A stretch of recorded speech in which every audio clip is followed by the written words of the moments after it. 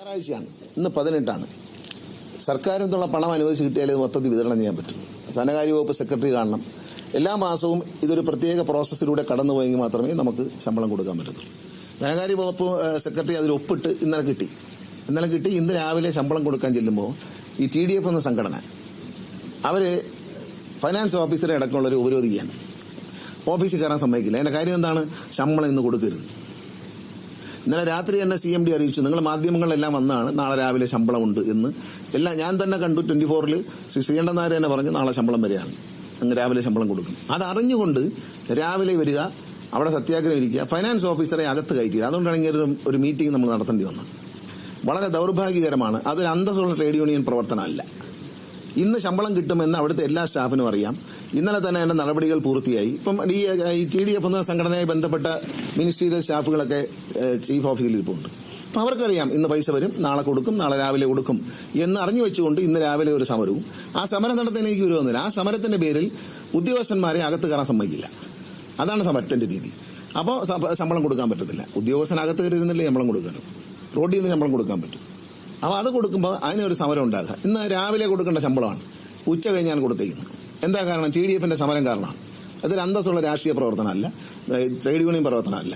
ഒന്നും കിട്ടാതെ 10-15 മാസം 2-3 പീസായിട്ട് കിട്ടിയപ്പോൾ ഇതിപ്പോൾ എന്താണെന്ന് എല്ലാവരും മനസ്സിലാക്കണം. ഡിസംബർ മാസത്തിൽ അല്ലെങ്കിൽ ജനുവരി ആദ്യം KSRTC റഫറൻഡം വരും.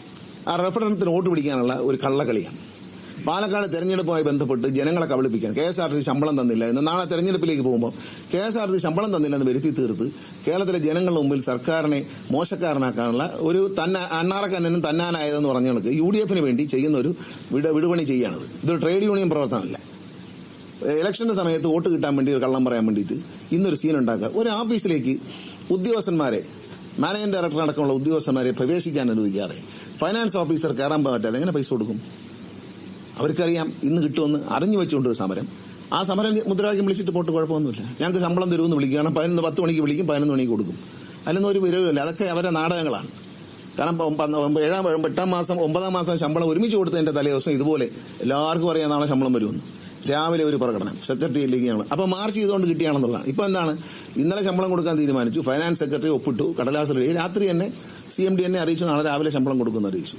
അപ്പോൾ മാധ്യമങ്ങളെ അറിയിച്ചു നാളെ രാവിലെ ശമ്പളം ഉണ്ടെന്ന് പറഞ്ഞു. മാധ്യമങ്ങളിൽ പറയുന്നത് ഞാനൊരു ചാനൽ കേട്ടു, മറ്റുള്ള ചാനലുകളെല്ലാം പറഞ്ഞു രാത്രി ശമ്പളം നാളെ വരും, KSRTC ശമ്പളം കൊടുക്കും നാളെ ഒരുമിച്ച് എന്ന് പറഞ്ഞിട്ട് രാവിലെ സമരം ചെയ്യാം, കുഴപ്പമൊന്നുമില്ല. പക്ഷേ ഫൈനാൻസ് ഓഫീസർ അടക്കമുള്ളവർ ഉപരോധിച്ചുകൊണ്ട് രാവിലെ കിട്ടേണ്ട ശമ്പളം ഉച്ചയ്ക്ക് ശേഷമോ നാളത്തേക്കോ തള്ളാൻ നടത്തിയ ഒരു വളരെ ലജ്ജാകരമായ പ്രവർത്തനം ഇനി ഇത്തരം സംഘടനകൾ അവസാനിപ്പിക്കണം.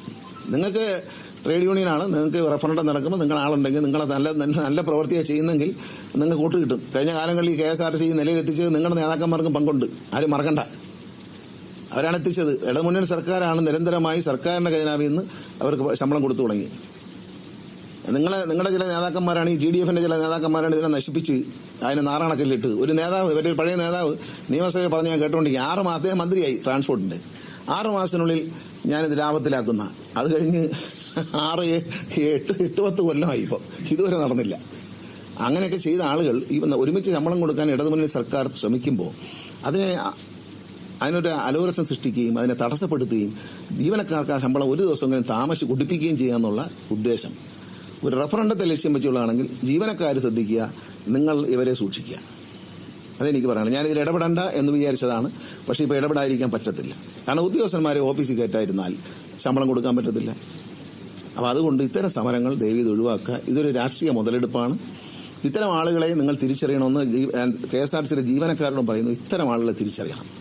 ഇന്ന് ശമ്പളം കിട്ടുന്ന അറിഞ്ഞുകൊണ്ട് എല്ലാവർക്കാണ് അറിയാത്ത, എല്ലാ ജീവനക്കാർക്കും അറിയാം, നാട്ടുകാർക്കും അറിയാം. രാത്രി മാധ്യമങ്ങളിലൂടെ ഞാൻ 9:30 വാർത്ത കാണുമ്പോൾ ഞാനും കണ്ടു ഈ വാർത്ത. അപ്പോൾ അത് കേട്ടതിന് ശേഷം രാവിലെ സമരം ചെയ്യാം, കുഴപ്പമില്ല, പ്രഖ്യാപിച്ച് സമരം ചെയ്യാം. പക്ഷേ ഉദ്യോഗസ്ഥന്മാരെ അകത്ത് കയറ്റാത്തുള്ള സമരം, ആ സമരം അത്ര ആരോഗ്യകരമല്ല, നല്ല അനുശാസ്യമല്ല, നല്ലതല്ല. അതൊരു തട്ടിപ്പാണ്. ഇതൊരു ട്രേഡ് യൂണിയൻ പ്രവർത്തനത്തിന്റെ ഭാഗമായി ജീവനക്കാരെ കബളിപ്പിക്കുന്ന ഒരു തട്ടിപ്പാണെന്ന് ഒരു മന്ത്രി എന്ന നിലയിൽ ഞാനും ഒരു രാഷ്ട്രീയ പ്രവർത്തനം. അപ്പോൾ അത്തരം സമരങ്ങൾ TDF നടത്താൻ പാടില്ല. സമരം നടത്തിക്കോ, പക്ഷേ ഉപരോധിക്കുകയും. ഇപ്പം നാളെ സമരം ഇന്ത്യക്ക് സ്വാതന്ത്ര്യം കിട്ടും എന്നറിഞ്ഞുകൊണ്ട് പിറ്റേ ദിവസം നാളെ സ്വാതന്ത്ര്യം തരണമെന്ന് ഓഗസ്റ്റ് 14 പറയുന്നവരേ ഉള്ളൂ. ഇന്ന് രാത്രി തന്നെ ബ്രിട്ടീഷുകാർ മടങ്ങണം എന്ന് പ്രസ്താവന കൊടുക്കുന്നില്ല. ഇത് അറിഞ്ഞു വെച്ചുകൊണ്ട് എല്ലാവർക്കും അറിയാം ഇന്ത്യക്ക് സ്വാതന്ത്ര്യം കിട്ടും ഓഗസ്റ്റ് 14 എന്നറിഞ്ഞ് രാത്രിയെ കിട്ടും, ഓഗസ്റ്റ് 15 എന്ന് കിട്ടും എന്നറിഞ്ഞുകൊണ്ട് രാവിലെ ഇന്ന് തന്നെ ബ്രിട്ടീഷുകാർ ഇന്ത്യ വിടണം, ഞാൻ പറഞ്ഞ ഉടനെ പേടിച്ചവർ പോയി എന്ന് പറയുന്നത് പോലെയുള്ള ഒരു മണ്ടത്തരമാണ് ഇത്തരം പരിപാടികൾ. ഇത്തരം ഗിമിക്സുകളൊന്നും ഇറക്കാതിരിക്കുക. നമുക്കറിയാം, ഇപ്പം ഞാൻ നേരത്തെ തന്നെ പറഞ്ഞിട്ടുണ്ട്, വരും മാസങ്ങളിൽ ഇത് 1ാമത്തെ ആഴ്ചയിൽ തന്നെ ആക്കും, പറ്റുമെങ്കിൽ 1-ാം തീയതി തന്നെ ആക്കും. അതറിഞ്ഞുകൊണ്ട് 1-ാം തീയതി ആക്കാൻ പോകുന്നുള്ള നടപടി സ്വീകരിച്ചു കഴിയുമ്പോൾ 1-ാം തീയതി ശമ്പളം തരണം എന്ന് പറഞ്ഞ് 31-ാം തീയതി സമരം ചെയ്യും. എന്നാൽ അല്ലെങ്കിൽ 1-ാം തീയതി രാവിലെ ഓഫീസിൽ പോയി ഉപരോധിക്കും. ഈ വക സമര പരിപാടികൾ നാട്ടുകാരുടെ മുമ്പിൽ പരിഹാസമാകാനും KSRTCയിലെ കഠിനാധ്വാനം ചെയ്യുന്ന ജീവനക്കാരുടെ മുമ്പിൽ പരിഹാസ്യമാകാൻ ഉതകും എന്നതിനപ്പുറത്തേക്ക് ഒരു തരത്തിലും ഉതകില്ല. ആദ്യത്തെ മാസം ഏതാണ്ട് 76 കോടി 52 ലക്ഷം രൂപയാണ് 9-ാം മാസത്തിൽ നമ്മൾ ശമ്പളമായി റിലീസ് ചെയ്തത്. 10-ാം മാസത്തിൽ 76 കോടി 58 ലക്ഷം രൂപയാണ് ശമ്പളമായിട്ട് റിലീസ് ചെയ്തത്. ഇന്ന് റിലീസ് ചെയ്തിരിക്കുന്നത് ഏതാണ്ട് 74 കോടി 9 ലക്ഷം രൂപയാണ് നമ്മൾ ഇന്ന് റിലീസ് ചെയ്തിരിക്കുന്നത്. മുഴുവൻ ശമ്പളവും റിലീസ് ചെയ്ത് കഴിഞ്ഞു. അപ്പോൾ അത് ഈ മുഴുവൻ ശമ്പളവും കൊടുത്തു കഴിഞ്ഞു. ശബരിമല സീസണാണ്. ഈ ശബരിമല സീസണിൽ ജീവനക്കാരിൽ അസംതൃപ്തി ഉണ്ടായി. KSRTC പല കാര്യങ്ങളും ഈ ഹെഡ് ഓഫീസ്, ചീഫ് ഓഫീസ് കേന്ദ്രീകരിച്ചാണ് നടക്കുന്നത്. ശബരിമല ഓപ്പറേഷൻ അടക്കമുള്ളതിന്റെ പല കൺട്രോളുകളും ഇവിടെയാണ് ഇരിക്കുന്നത്. അവിടെ ഓഫീസർ ജീവനക്കാരെ കയറാൻ സമ്മതിക്കാത്ത സമരം എന്ന് പറയുന്നത് ശബരിമല തീർത്ഥാടകരോട് പോലും കാണിക്കുന്ന മോശമായ ഒരു സമീപനമാണെന്ന് TDF-കാർ മനസ്സിലാക്കണം, UDF-കാർ മനസ്സിലാക്കണം. അത് അന്തസ്സില്ലാത്ത പണിയായിപ്പോയി. കാരണം ശബരിമലയിൽ ഇത്രയും വലിയൊരു ഓപ്പറേഷൻ നടക്കുകയാണ്. KSRTC ഏറ്റവും മികച്ച പ്രകടനം കാഴ്ചവെക്കുന്ന സ്ഥലം ശബരിമലയാണ്. അവിടുത്തെ കാര്യങ്ങൾ പോലും അസ്വസ്ഥപ്പെടുന്ന തരത്തിൽ ഇവിടെ നിന്ന് ഓഫീസിലേക്ക് ആരും കയറാൻ സമ്മതിക്കാത്ത തരത്തിലുള്ള സമരം, അത് ഭൂഷണമല്ലെന്നേ എനിക്ക് പറയാനുള്ളൂ. ഞങ്ങൾക്കൊന്നും പ്രശ്നമല്ല.